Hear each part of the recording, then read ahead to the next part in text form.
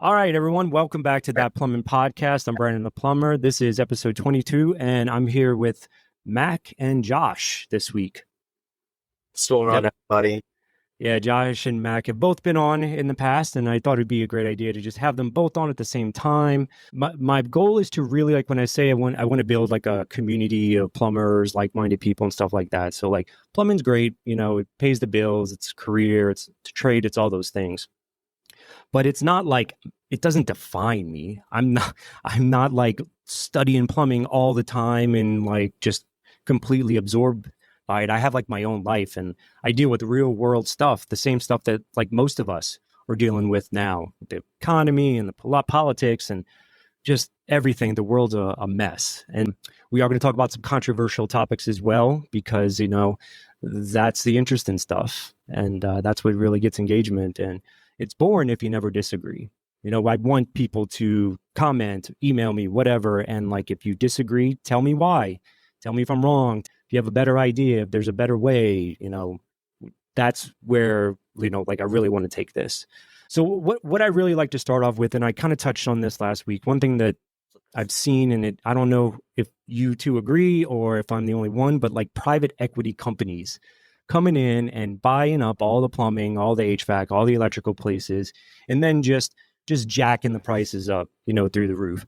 I'm all for us being paid well for our trade, for our skills, and we deserve a good living, support our family and all those things. But, Mac, you're from the Valley, that's like insane, some of the prices that they tell these people. And I've went behind these customers before and they've told me stories about, the high pressure sales stuff. And, I just absolutely hate the high pressure sales and the memorizing objection handlings and, like the guy that's all jacked up and he's like, sell, coffees for closers. That's like, oh my God, that's like one of the problems with like the world, like greed and money. And it's not about just money. So I guess what I'm asking you guys is like, what are some things that drive you outside of the money that make you want to be not just a plumber, but like a better person to your wife and kids? And, what's underneath the plumbing? What drives you guys? I'll go ahead and go first. Yes. Really, you said it, the family. I mean, I think, we all have family we need to take care of. That's probably the biggest driver. The work is fulfilling, obviously. I enjoy going to work. I mean, there's those weeks where I'm like, oh my gosh, I don't want to go to work. But when you get there and you're doing a job and you get a customer that really appreciates what you're doing, it makes it all worth it. It's a lot of fun to like, I kind of go back to like, okay, so years ago I used to cut grass and, you'd start and like do the grass looks like, absolute dog shit. And it's awesome to see whenever you're all done, the nice straight lines, the clean edge that you cut. And it's kind of like, I think of that as in plumbing. I know that's kind of a weird analogy, but it's like you take something like, oh, here's a 25-year-old water heater. It's got nasty water buildup all over it. It's got nasty water lines. Nothing looks like it's right. It's all dusty and nasty. You take it all out. You put a nice new water heater in, nice straight lines, clean copper. Everything looks good. And you're like, man, I did that. And that's really cool to be able to take pride in what you do every day and know that you're helping people on a day-to-day basis while, like you said, not scamming people with, high prices that are just astronomical. I mean, with the economy nowadays, dude, it's only going to get worse.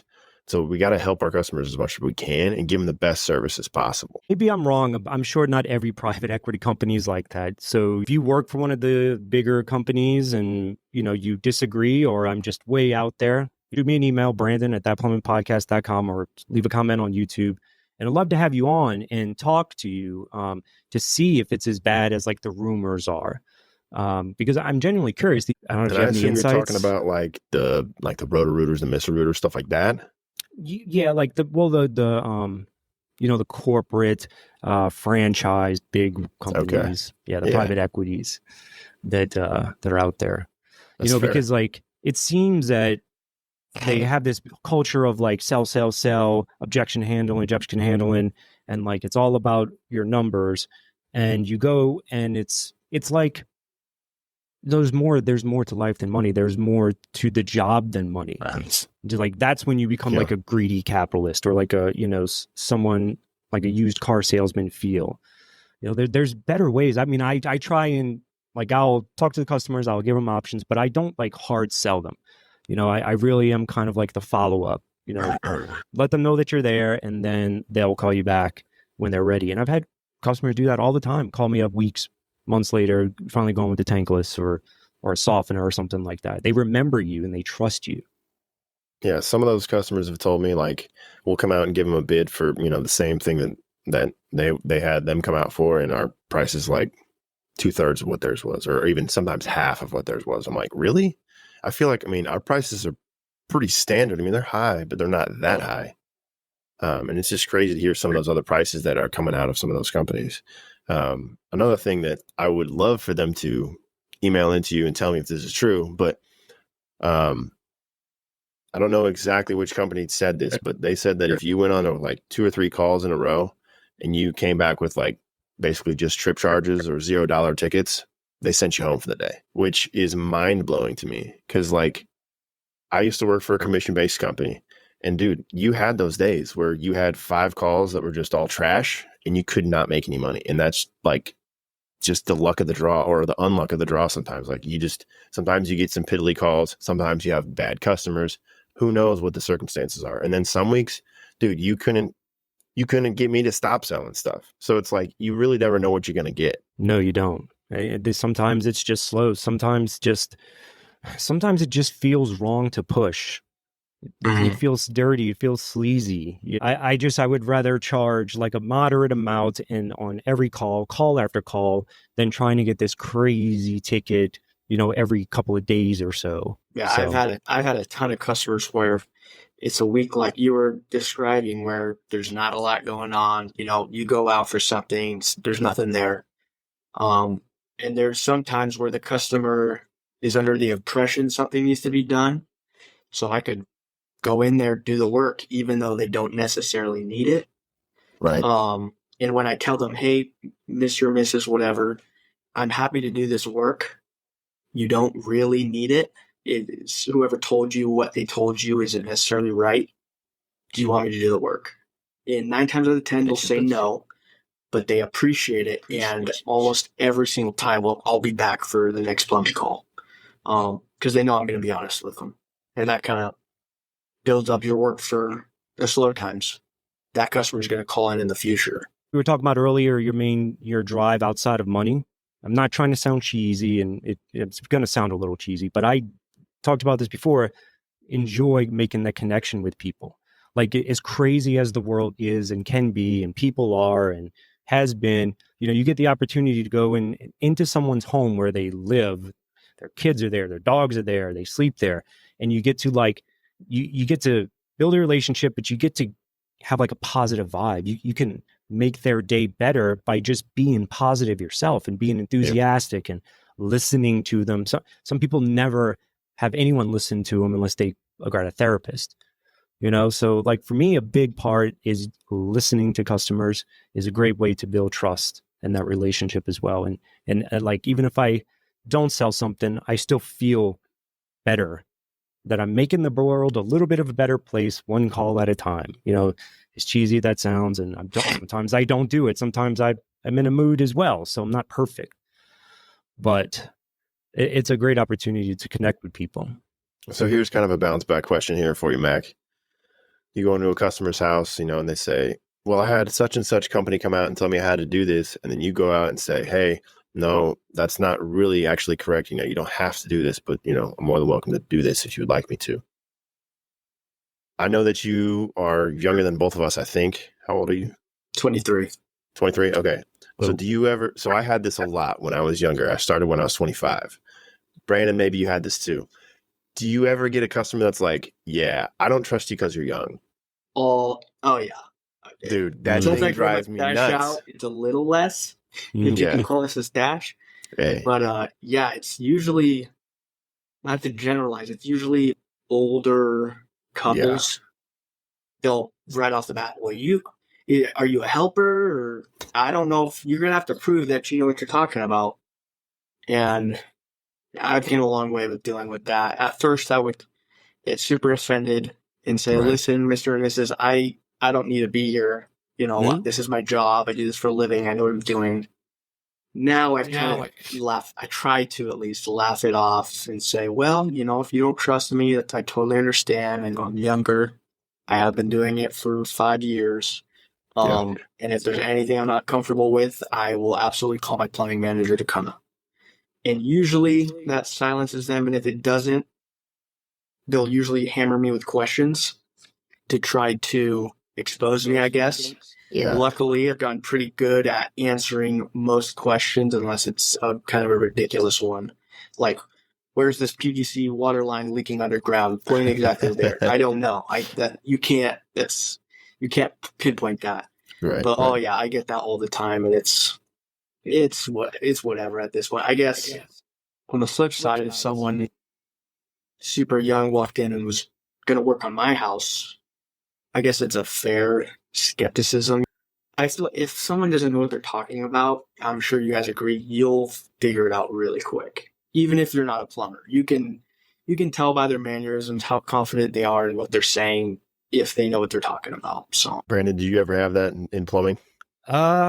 Fortunately, no. I definitely am way older than Mac. I got into it when I was like 28 or around that age. Took some time off, and I just got back into it, 6-7 years ago.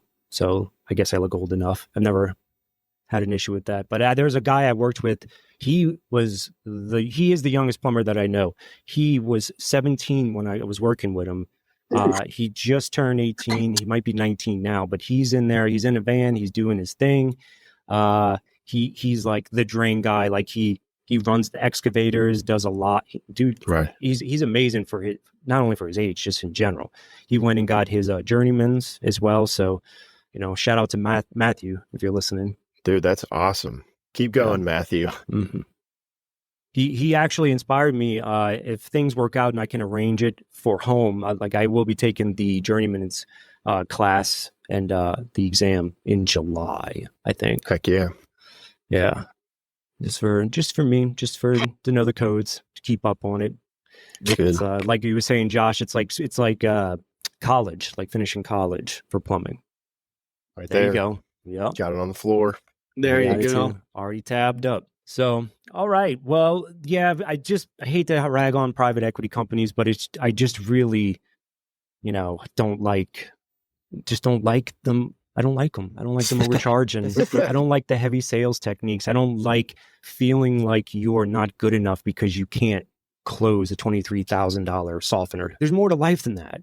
And that's why it's really important, you try and find like a mom and pop company or just get a feel for them as best you can beforehand. Very fortunate. And I think we all work for smaller companies and we don't really have to deal with that. So I will say though, one of the most satisfying things is to walk into a job where they've had one of those big box companies and not make them look like a fool per se, but point out things like, yeah, I see what they're saying, but because a lot of those techs, they'll hire anyone, especially in Arizona, because you don't need, you can have a box of tools and they'll hire you. Yes. You can go in there and disprove a lot of the stuff they're saying, and you can explain why it's so much from them. Because a lot of times I'll have customers second guessing my price because they think it's too good to be true compared to their prices. And I explained, they can put a price on as high as they want, and if you say no, your neighbor down the street's going to say yes. So they really don't. They don't lose any sleep over you saying no. So sometimes it works in our favor, just because our prices are better and we can explain. We're family owned. At least my company is family owned. We want everyone to make a good living. We're not trying to gouge anyone out of a price. We want long-term customers. Yeah. And see, that's the crazy thing though, is like, it comes back to, if there's customers out there that are paying those astronomical prices, then that's telling us as like the market that it's allowed, sadly. And so that's going to always be an option in the market, unfortunately, until everyone stops saying yes to those options. Yeah.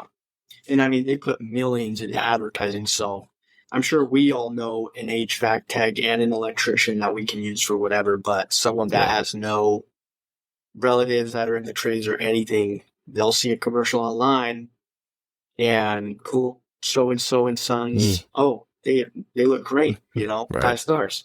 So I'll call them over, and then they just don't know any better. So Right. Yeah, that's got to be what it is. I mean, yeah, but I would really be interested in knowing their percentages, like how many calls do they go on versus how many calls do they sell something. I mean, are they leaving a lot on the table in hopes or waiting for that one big sale? Or, you know, that's why if anyone could answer that, that would be great.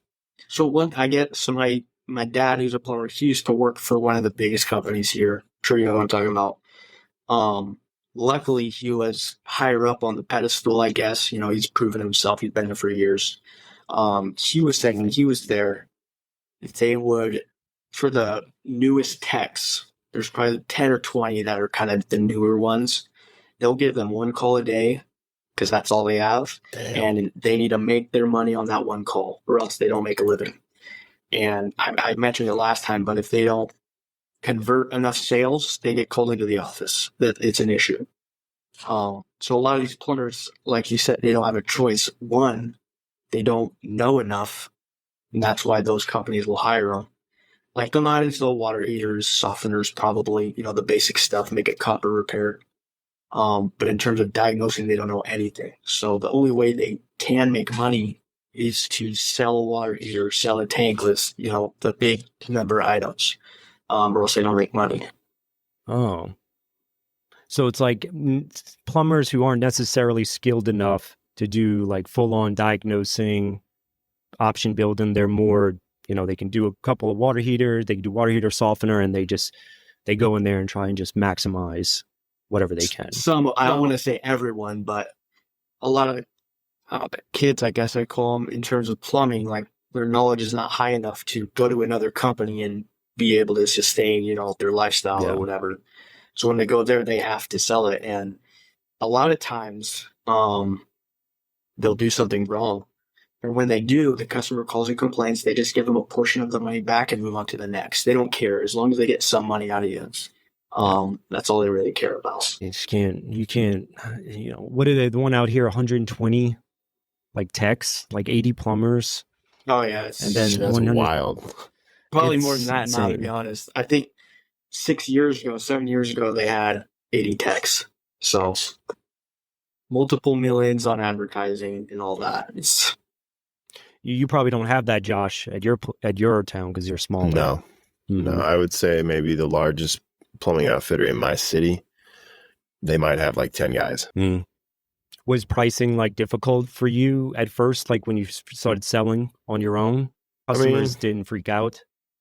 It was, whenever I first started, it was a little challenging for me to get behind the pricing. I remember having an issue with, you know, oh man, I got to go present to this customer and I got to tell them that it's either going to be $600, it's going to be $1,200, or it's going to be $2,000.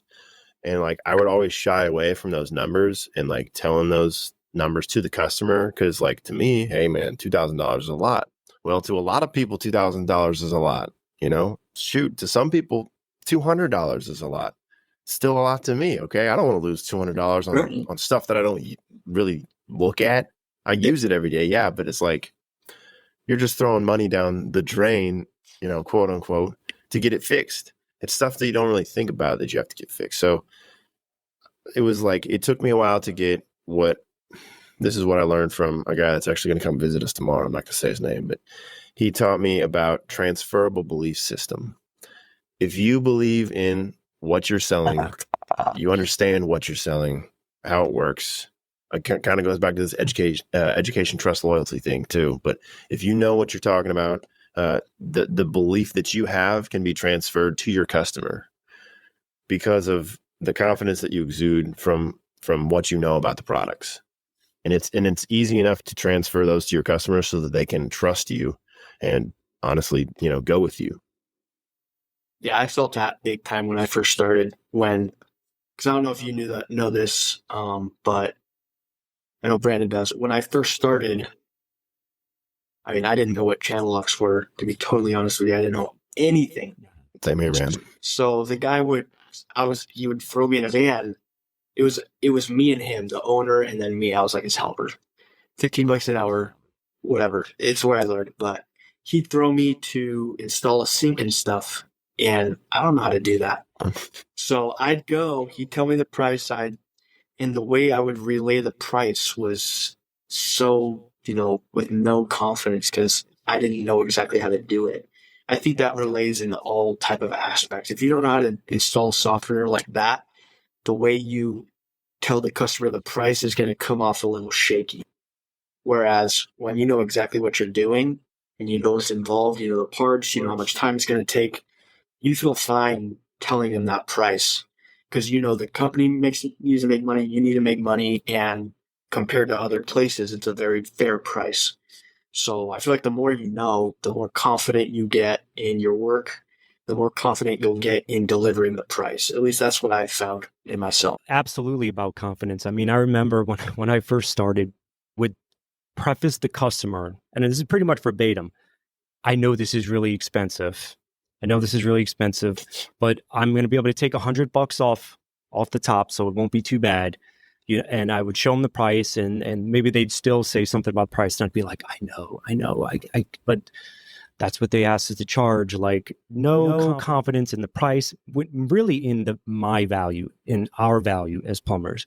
And that's the biggest thing that's improved my way of looking at things and being okay with charging what we charge is understanding how valuable we are, despite what society tells us or colleges tell us, or even the customers who freak out over something that's very underpriced. And so we are very valuable. And we don't even think about it. We like unscrewing stuff, like something like an angle stop might seem very simple to us, but it's not. There's a whole thing on every single receipt we give to a customer. There's a little section right there at the bottom, right before the signature, that basically explains why we cost what we cost and basically what you're paying for. It won't go into it too far, but it basically says, don't judge us on how quickly we're going to get the job done. Like, judge us because of the customer service and the expertise that's inside your home is basically what it says. Because I went to a customer's house on Monday, yesterday, and she needed a pull and reset of her toilet. So I was like, okay, cool. Here's a choice for a pull and reset, or we could go ahead and replace your toilet. It's about 10 or 15 years old. It's up to you. Do you like your toilet? She's like, well, it's okay. I was like, okay, cool. I kind of just let it sit there for a second. And she goes, now that you think about it, there is a hairline crack on the left side. If you go take a look at that. And I was like, oh, okay, let me take a look. It wasn't leaking from there by any means, but you definitely could see it. And I was like, well, it's not going to get any better. So this would be the time to take care of this if you want. I could provide my own toilet, or you can provide a toilet of your own. She decided to do that. So she went out and got a toilet. I came back today. I knew exactly what I was getting into, pulled the toilet, put the new one in there. I think I was done in probably 30 minutes. I walk into the living room. I was like, would you believe me if I'm done? And she said, no. I was like, well, I am done. Just actually, it's just one of those things. Like, don't judge us. We might have charged you $300 or $400, but don't charge us for the 30 minutes. Or don't be mad at us because it only took us 30 minutes. I mean, I can make it take 2 hours if you want me to. I go sit in the truck, but boss isn't going to like that. So just know that, we're professional plumbers, and we do this every single day, and it's something that you get better at, you get more confident at, it gets easier to get prices. Everything just goes easy. Yeah. And people these days can't do basic maintenance, understanding basic mechanics of looking in a toilet and seeing what it is, and just very basic stuff. People don't want to do it. And so they call us, and guess what? We do it all day, every day. All right. So let's go ahead and controversial topics and pet peeves. Do y'all have any subjects to bring up on that? When the customer says, I could do it, I just don't have time. And then proceeds to sit there and watch you do it. Yep, I knew he was coming with that. They start off, it's so easy. This is going to be your easiest job of the day. That was pretty bad. Those are the customers that drive me nuts, because it never is as easy as they explain it to be. And I'm like, no, it's actually not going to be that easy. It's going to take me probably an hour and a half or 2 hours. And for us, that's usually a pretty decent job. If we're doing this stuff every day, like I said, toilets, 30 minutes to an hour, probably. 2 hours, probably like looking at a water heater, or you're like cutting into some drywall, getting into some ceilings, some walls, really moving stuff around, which sucks. But it's like, yeah, I hate it when they're, I used to do this stuff all the time, but I just don't really have the time now. Yeah. Like, Mm-hmm. you just watch me it the whole time. Yeah. Did he at least talk to you? Right. Did he just stare at you? 'Cause I know we mentioned one of mine is the customer just staring at you. Like I'll try to make conversation with them, just wants to look at me the whole time. Brandon, you're turning those wrenches backwards. Stop it. Oh, Yeah. God, yeah. I think I've gotten pretty good at like letting them know that I'm okay. Like I don't need you right by me. Yeah. Respectfully. Respectfully. Yeah. What do you guys say whenever the customer says, how long do you think this is going to take? Depends what it is. What I typically say if they ask me how long it's going to take, I say, how long do you want it to take? Mm-hmm. And then they're like, And that like usually gets them the chuckle. I'm like, I don't know. It's going to take however long it's going to take. I always say if everything goes according to plan, it should take this long. There you go. I had a customer yesterday. I was already home. It was one of the other guys. He goes there to pull a 75-gallon water heater and replace it. It was leaking. So he gives her the price and all that. And she's like, okay, yeah, go ahead and do it. He starts disconnecting everything, draining it and whatnot. Customer calls the office complaining about the price, saying that she went online and looked it up and it's twice as much and it's only this much. And I just don't see why it's that price. So I ended up calling her. I called my guy and I was like, hey, just stop what you're doing. Cause he didn't even know. That's the other thing. She didn't tell him. Yeah. He had no clue. He's in there working away. Meanwhile, she's bucking the price. So I said, hey, stop what you're doing. Let me talk to her. And then, we'll see what she says. And so I started talking to her and basically like I was telling her that we went through the whole thing about why plumbing costs so much, why the heater only costs this. Well, you got that, then you have tax, then you have markups, which every business charges markups for their part. 75-gallon water heater is not cheap. We need a second guy to come in to help pull and reset the new one. We're rebuilding the recirculating, all the stuff, all the things. And ultimately, what it came down to is that I told her, I said, hey, I get it if this is too expensive for you. The problem is you already agreed to it and my guy has already started doing the work. So how would you like me to proceed at this point? And then she was like, well, how do you want to proceed? I was like, okay. Checkmate. Yeah. So, I mean, those situations, like what I did is I ended up giving her 10% off and it was still good for my guy. It was still good price. But like now she's blacklisted because like if a customer's going to agree to the price, have you get started, then call the office, like that's automatic blacklist. I have no patience for people like that, customers. I got a pet peeve for you. What's that? Is it a water heater or a hot water heater? Oh, jeez. Depends how you look at it. Depends what it's looking like. Yeah, that's true. Does it have a bikini on? Well, if they're in parallel, then one of them is a hot water heater. That's true. Yeah. The one and only time. I went to Hot Springs, Arkansas, I don't know, 3-4 years ago now.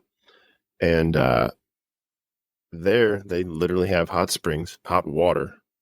And so I was like, hold on, is this a true hot water heater? It is. Hot water is being fed into the water heater and being heated. I was like, it's a hot water heater. I can now call it that. That's kind of like here in Arizona during the summer, you can't even get cold water if you want it. How deep are your guys' like mains, water lines? A couple feet, maybe. Yeah, not It much. just depends. There's some areas in like Ahwatukee where it's really hilly or found hills where I made some repairs on some lines or ran new lines where they're 4 or 5 feet deep just because the difference in elevation. But other than that, a couple feet because we don't have to deal with the cold. It's lucky for us, but surely your guys' ground temperature water is like 70. They say during the summer it's probably lukewarm. That's crazy. Yeah. Some customers are like, I don't even use the hot water. Yeah. Wow. That's it's starting to get warmer over here for sure. Are you feeling it, Mac? Yes, I am. Yeah. Yeah, I did we replaced probably 20 feet of 4-inch cast the other day outside. Luckily, most of it I was on the excavator operating it and stuff, but man, it was hot. Came home, my neck was red. Just now it's peeling. You gotta cover up, but then you're hotter when you cover up. It's a lose-lose for sure if you're working outside. Yeah. Well, you should get to sit on the excavator. Yeah, You don't have to dig it. Yeah, seriously. So I know whenever I kind of like first started plumbing, I tried to have a positive mindset, but I really had a negative mindset towards it. Kind of working into plumbing, I was just like, oh man, I got another call. This sucks. I got to go fix this nasty poopy toilet or whatever. I got to go fix this sewer line. This sucks. How have you like combated the negative mindset versus the positive mindset over the years? And has it, gotten better? Has it gotten easier? What do you guys think? In my scenario, I think the worst, most frustrating part about it was not knowing everything. Like going into a call, just sweating like, oh my gosh, all right. I want to come off confident, but also I'm going to have to look at my phone, make 10 phone calls. And that simple call will last 2 or 3 hours because I don't know what the hell I'm doing. It was more the anxiety of it, to be honest, going to a call, knowing like, I should not be going to this call. I really thought about quitting. I was like, maybe this isn't for me. I'm not catching on. That was only like 6 months in, but, yeah, no, there was a huge point where I was like, I'm done with this. This is not for me. But then once I got more knowledge and knew what I was doing, had a kid, so I had more responsibility, more reason to try to enjoy what I do, and obviously started making the videos. It makes it a lot more fun, getting feedback and stuff. So I'd say I'm happy most days going to work now. Today I did not want to go. Mostly just like when it's slow too. I don't know how it works with your guys' companies, but if it's slow, if I don't have a call, I'm going home because I'm not getting paid to sit around. So then I'll be on my way home and it's 2:30, another call comes in, and I live in the corner of the valley. Those piss me off more than anything because I know other people could take them, but I have to go do it. But at the same time, I should be happy because I'm making more money. It's just like this complex. You really have to be disciplined and want to do it, or else you could go weeks without making a lot of money just because you want to go home early. Probably that's the biggest struggle right now is balancing between working later to make more money, or do I want to go home early because it's kind of slow and nothing else might come in. Yeah, I definitely get in those mindsets of like, especially if you have a good week and the next week you're like, yeah, it's just not really being diligent, asking the questions. And like, it's very subtle. I've noticed this in myself. It's very subtle when I'm like not into it.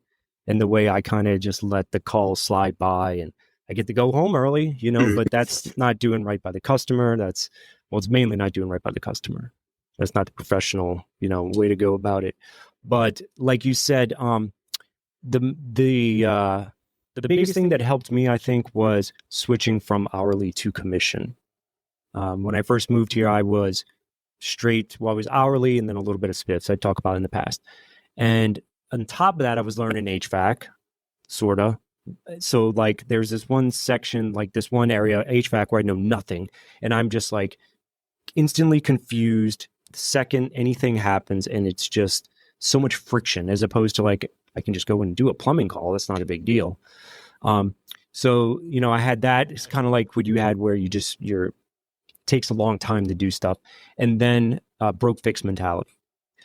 So I was getting paid hourly, and then I was just going in, fixing whatever was needed to be done, and I was out. And I was running like 6 calls a day, So that was a big one. Switching to commission and understanding that my pay can increase drastically if I wanted to.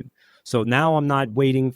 Now I'm not trying to convince someone of my value come review time, that I deserve an extra $1 per hour, extra $2 per hour. How much money I make, for you guys. I shouldn't have to argue or fight for whatever, a couple of bucks an hour. But aside, and that's why I can just set my own pay with commission wise. And then the slowing down and connecting with customers.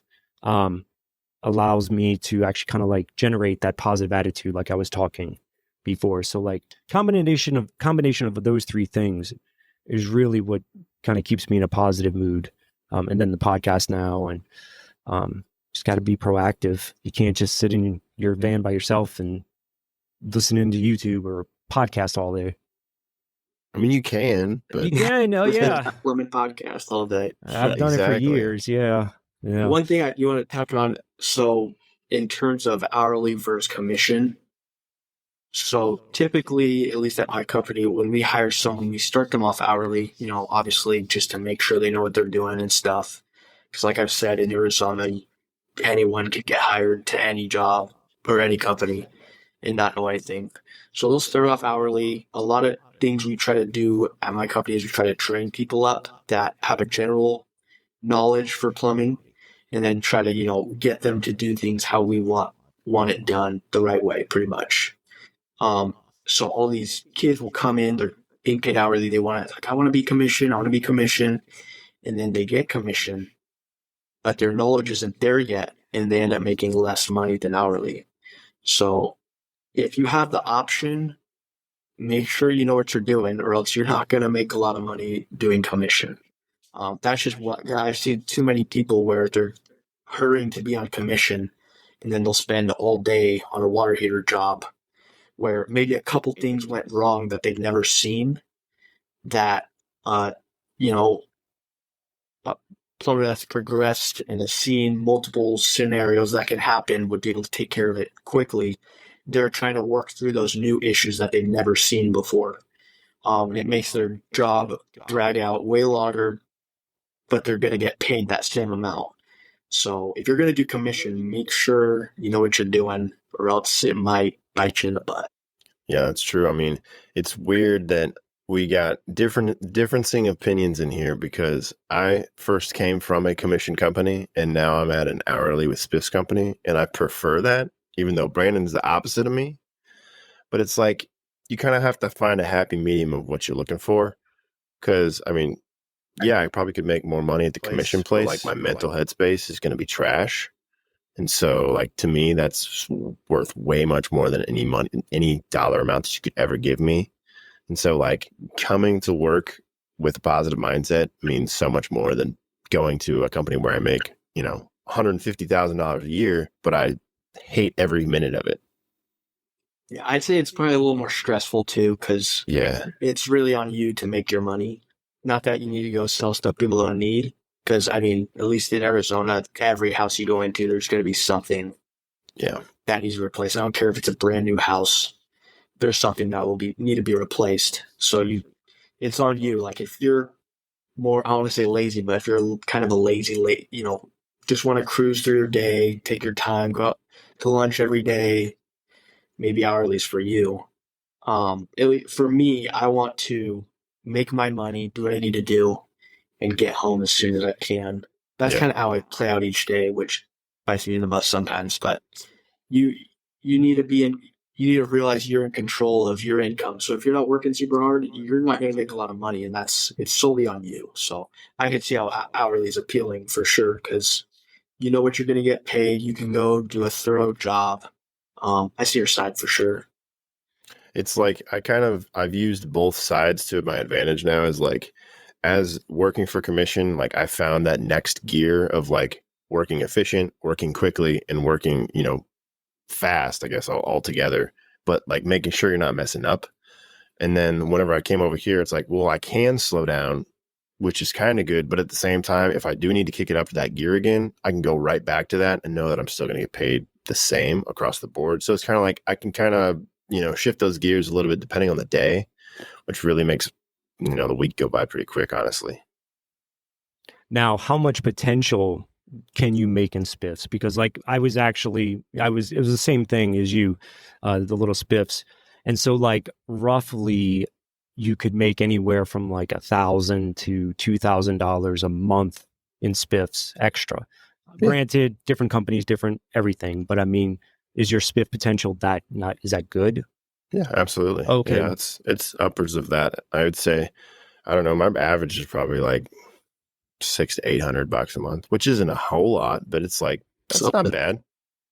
So so you get a base hourly, and then is it certain, jobs like installing water heater and stuff like that, you get spiffs on just the base, Yep, those you get certain percentages on like water heaters, water softeners, drinking water systems, stuff like that, and then you'll get like a flat rate base pay on like toilets, shower valves, Gotcha.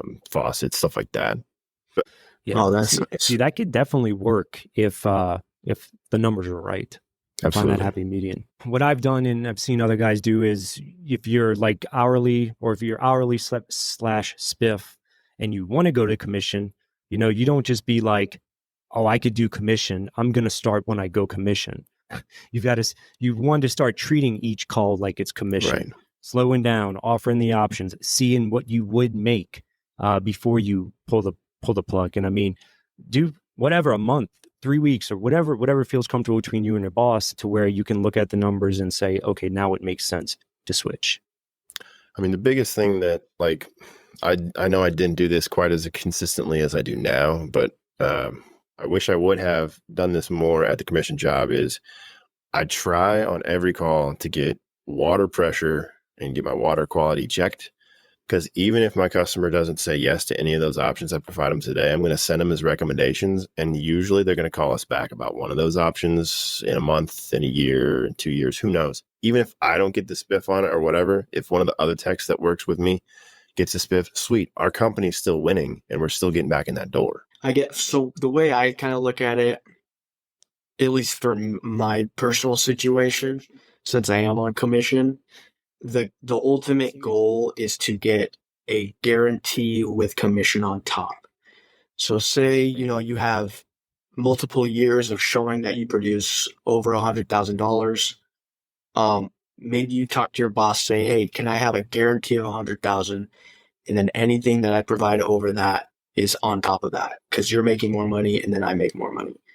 And I've seen some people get that. And I think that's a pretty sweet deal because you have a baseline. You can base all your expenses and stuff off of your base salary, and then everything on top is extra. That's where I want to get, at least ultimately. I've thought about that as well, like a base pay plus your commission. And then because that's like your way of maintaining that valuable plumber. You're giving him that base pay no matter what. Our company is going to start implementing something like what you said, Mac, where you don't get like a guaranteed amount, but if you have a slow week, you can like get paid for a full week. Like you get like 3 in the bank. If you have a slow week, you can be like, okay, this week, whatever, we'll give you whatever it is, whatever you agree upon.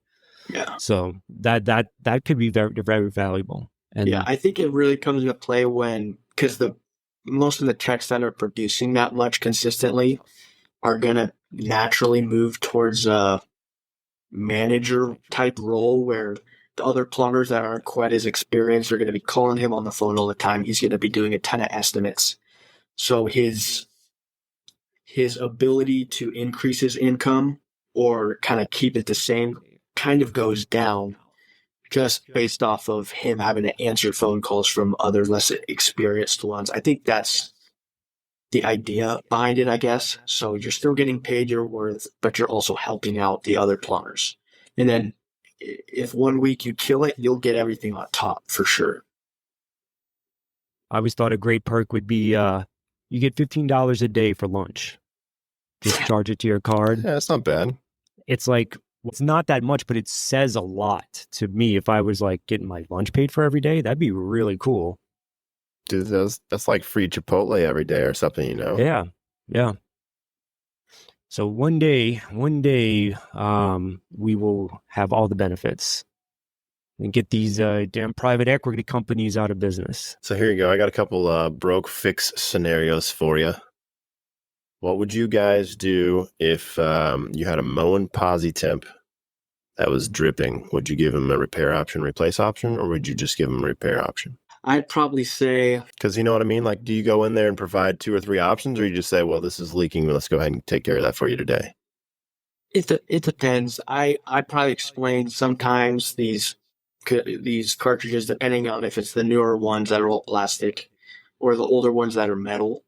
Because the metal ones don't always come out. So it doesn't really matter what type it is. I'll always say, hey, I can replace the cartridge right now. If that cartridge can't come out because you don't have a softener or whatever the reason is, we will have to replace the valve. So I'll always try to just do the cartridge if it's possible, if the valve's looking good. But I'll put it in the back of their head, hey, there's a potential to do the valve as well, unless you want to do the valve too. It just depends. If it's a clean looking valve, I'll usually just do the cartridge. I don't see any point to change it.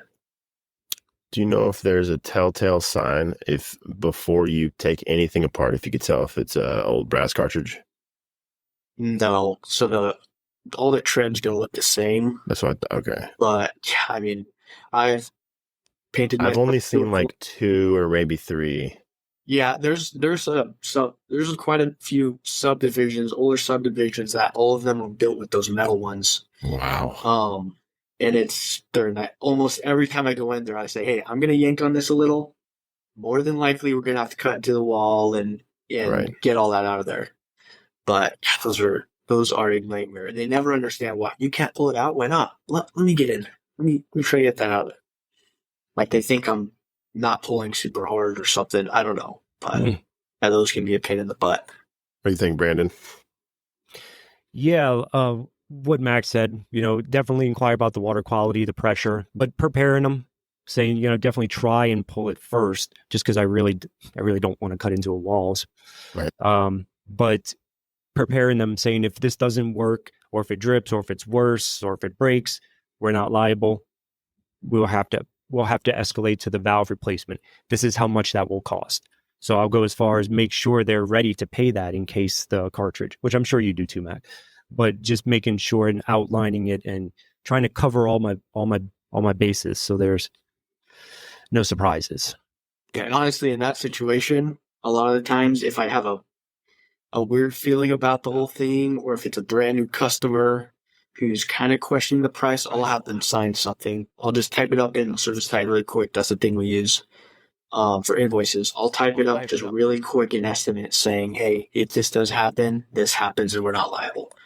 Because I've lost a lot of money not doing that. What about, does that change if it's an older person? Like, say they're 85. Are you still giving them the replacement option? This is a trick question. Yeah, I'll still give them the option. I mean, whatever I'm going to do, I'm going to try to just do the cartridge if everything's going to look good. But, if someone didn't wipe off their flux or something and there's corrosion on the valve, I'm going to say, hey, let's just nip this in the butt and get it done. That's fair. Change the whole valve out and make sure everything's good. Yeah, even though people get the replacement option. Yes. I know it's like, I even catch myself sometime going in there and I'm like, man, this guy doesn't want a $1,200 shower valve. Come on, man. But then I'm like, no, Josh, give him the option. Okay. Maybe he wants that and you don't know. Don't choose for your customer. Yeah. It's tough. It's like the end of the day, you don't want to get your van writing up an estimate, but it seems like the estimates that you don't expect to come back do every time, whatever reason.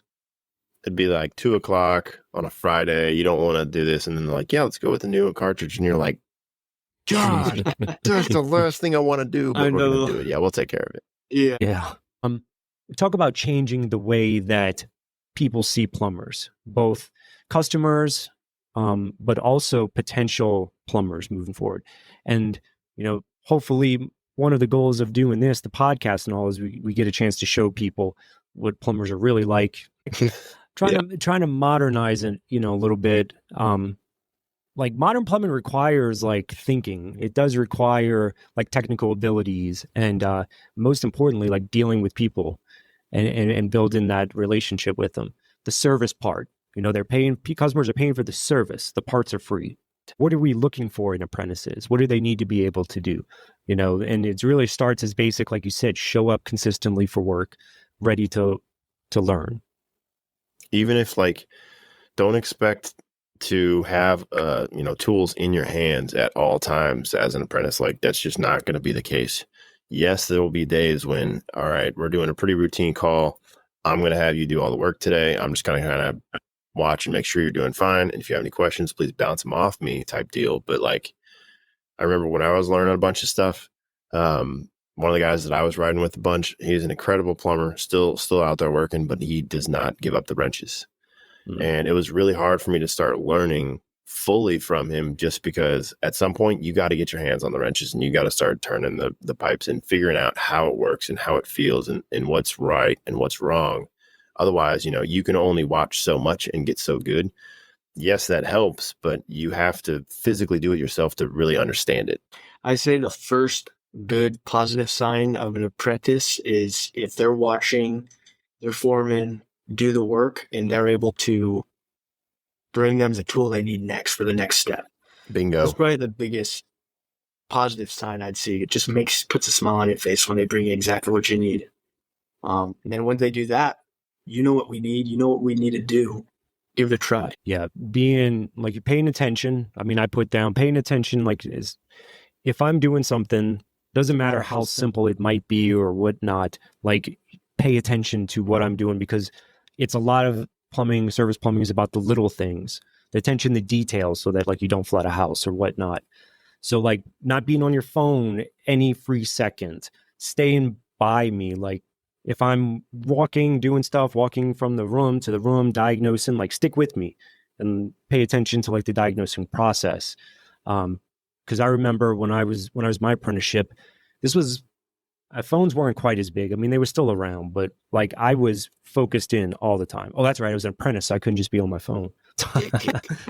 Now I can just always be on my phone with an AirPod, but I just like watched everything that he was doing, his movements. And I think I was learning, and so like that just shows your initiative.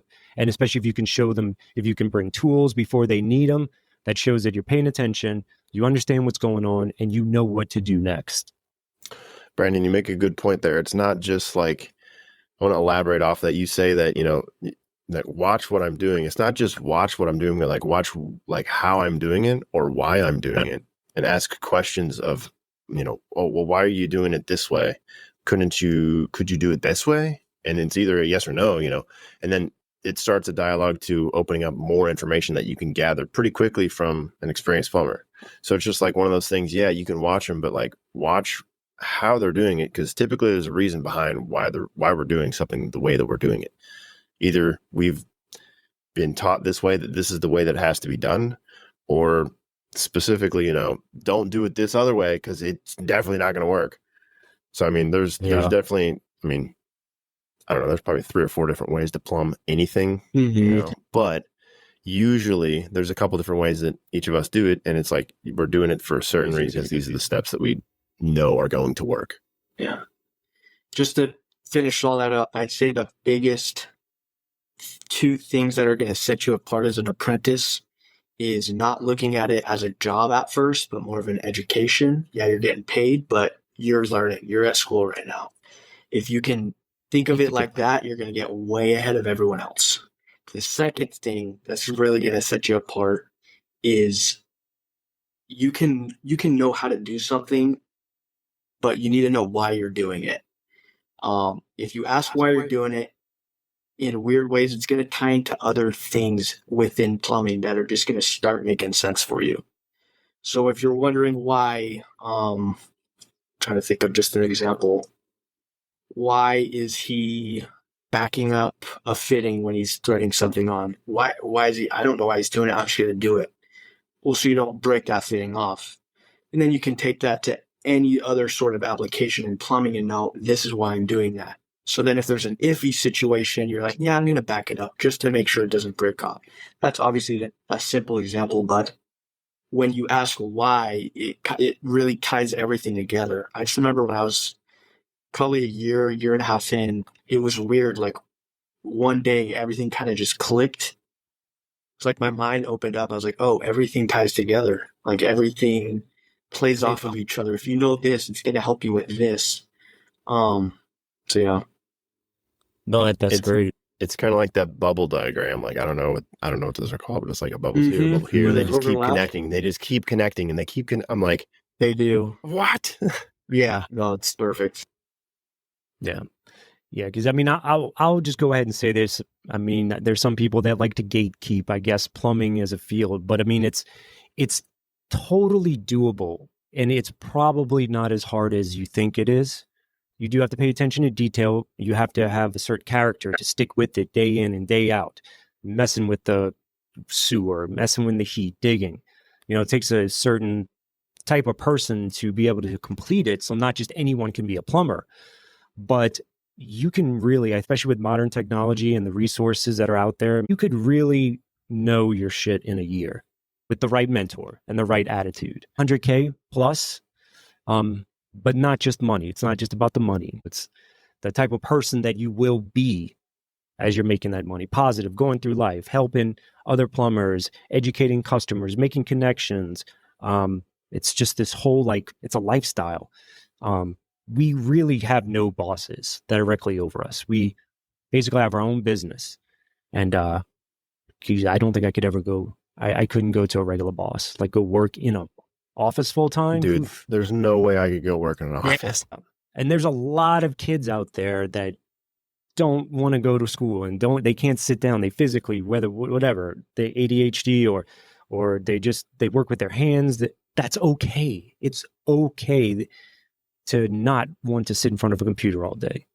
And the trades is where it's at. Plumbing, HVAC, all of them. Honestly, plumbing is easy, but being good at plumbing is not easy.